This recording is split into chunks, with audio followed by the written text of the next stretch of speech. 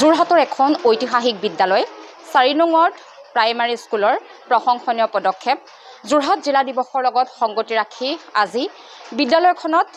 গ্ৰন্থদান কাৰ্যসূচী অনুষ্ঠিত হৈছে আৰু প্ৰতিকূল বতৰকো নেওচি জিলাৰ বিভিন্ন প্ৰান্তৰ প্ৰাক্তন ছাত্ৰ-ছাত্ৰীসকল অভিভাৱক অভিভাৱিকাসকল আজি বিদ্যালয়খনত উপস্থিত হৈ গ্ৰন্থদান কাৰ্যসূচীত অংশগ্ৰহণ কৰিছে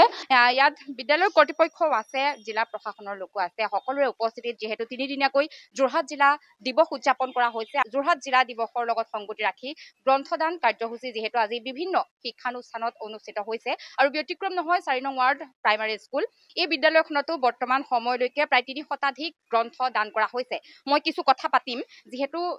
যোৰহাট জিলা দিৱসৰ লগত সংগতি ৰাখি এক প্ৰশংসনীয় পদক্ষেপ জিলা প্ৰশাসনৰ আজি প্ৰতিটো শিক্ষানুষ্ঠানত গ্ৰন্থদান কাৰ্যসূচী ৰূপায়ণ কৰা হৈছে ইয়াত কেনেধৰণে আগবাঢ়িছে আমাৰ বিদ্যালয় ব্যতিক্ৰম নহয় প্ৰায় 300 কিতাপ আমি পাইছো এতিয়ালৈকে আৰু সকলোৰে সহযোগিতা খুবেই ভাল আপোনাৰ প্ৰাক্তন ছাত্ৰ-ছাত্ৰী স্থানীয় লোক অৱসৰপ্ৰাপ্ত শিক্ষক শিক্ষয়িত্ৰী ছাত্ৰ-ছাত্ৰী আমাৰ কৰ্মৰত শিক্ষক শিক্ষয়িত্ৰী সকলোৱে ইয়াত সহযোগিতা আগবঢ়াইছে খুবেই ভাল লাগিছে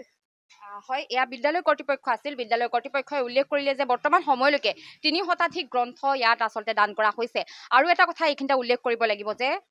দুদিনীয়াকৈ অক্টোবৰ মাহত এইখন বিদ্যালয়ত প্ৰাক্তন ছাত্ৰ-ছাত্ৰী সমাৰোহ আৰু 83তম প্ৰতিষ্ঠা দিৱস উলহ মালহেৰে উদযাপন কৰিবলৈ লোৱা হৈছে প্ৰাক্তন ছাত্ৰ-ছাত্ৰীসকল আছে মই কিছু মন্তব্য ল'ম কেনেধৰণে তেওঁলোকে প্ৰস্তুতি কৰিছে বা কেনেধৰণে আগবাঢ়িব এই সন্দৰ্ভত মই কিছু কথা পাতিম যেহেতু দুদিনীয়াকৈ এই কাৰ্যসূচী হাতত লোৱা হৈছে কেনেধৰণে প্ৰস্তুতি আপোনাৰ এই প্ৰস্তুতি আচলতে 1941 চনত এই বিদ্যালয় প্ৰতিষ্ঠা হোৱা যোৱা বছৰ ডিচেম্বৰ মাহত আমাৰ হেডমিষ্ট্ৰেছ বাইদেৱে আমাক মাতি আনিছিল আৰু ক'লে যে স্কুলখনৰ এখন এলুমনি এছ'চিয়েশ্যন ফৰ্ম হ'ব লাগে আৰু সেই মৰ্মে আমি 1997 বেটছ আমি ইয়াৰ পৰা ওলাই গৈছিলোঁ আমি বিভিন্ন ছ'চিয়েল নেটৱৰ্কিং ছাইটত ফেচবুক হোৱাটছআপ আমি এনেকৈ মানুহ একত্ৰিত কৰি আমি জেনেৰেল সভা পাতি আমি এলুমনি এছ'চিয়েশ্যন ফৰ্ম কৰিলোঁ আৰু তাৰ নাম দিলোঁ 4 নং প্ৰাইমেৰী স্কুল এলুমনি এছ'চিয়েশ্যন আৰু এখন প্ৰতিষ্ঠা কৰা হৈছে 21 এপ্ৰিল 2024 চনত আৰু বিদ্যালয়ে জনাইছে যে 75 বছৰীয়া যিভাগ জয়ন্তী পাতিব লাগে সেই জয়ন্তীভাগ ইতিমধ্যে পাতিবলৈ থাকি গৈছিলে গতিকে 83তম প্ৰতিষ্ঠা দিৱসৰ লগত সংগতি ৰাখি প্ৰাক্তন ছাত্ৰ-ছাত্ৰী সমাৰোহ এই বছৰৰ শেষলৈ অৰ্থাৎ অক্টোবৰ মাহৰ 26 আৰু 27 দুদিনীয়া কাৰ্যসূচী পালন কৰা হ'ব আৰু তাতে বিভিন্ন কাৰ্যসূচী লোৱা হৈছে প্ৰথম দিনা কাৰ্যসূচী আমাৰ প্ৰাক্তন ছাত্ৰ-ছাত্ৰীসকল যেতিয়া গোট খাব তাৰপিছত আমাৰ স্মৃতি তৰ্পণ হ'ব পতাকা উত্তোলন হ'ব তাৰপিছত আমাৰ এটা কালচাৰেল ৰেলী হ'ব আৰু আমি ভাবিছোঁ যে কালচাৰেল ৰেলীটো ইউনিক এটা ৰেলী হ'ব তাত বিভিন্ন থিম আমি ইতিমধ্যে চিলেক্টেড টীমে ভাবি লৈছে সেই থিম আমি তাত এক্সিকিউট কৰিম বুলি ভাবিছোঁ আৰু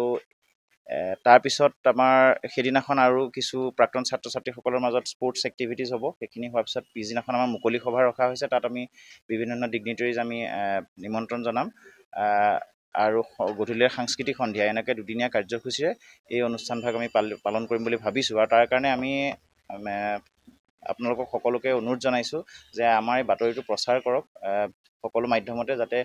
1941 চনৰ পৰা এই 2024 চনলৈকে বহুতখিনি ইয়াৰ পৰা পাছ আউট হৈ গৈছে সকলোখিনি একত্ৰিত হ'লেহে এই অনুষ্ঠানটো সফল হ'ব বুলি ভাবোঁ হয়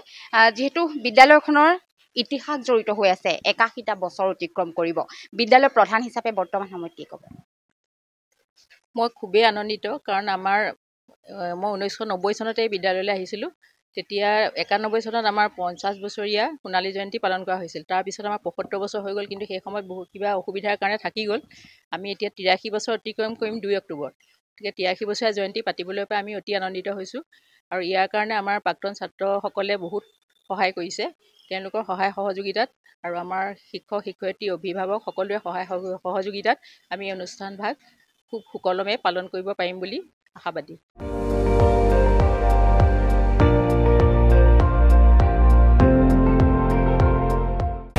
আপুনি চাই আছে ND24 সৰ্বশ্ৰেষ্ঠ নহয় সৰ্বোত্তমৰ দৌৰ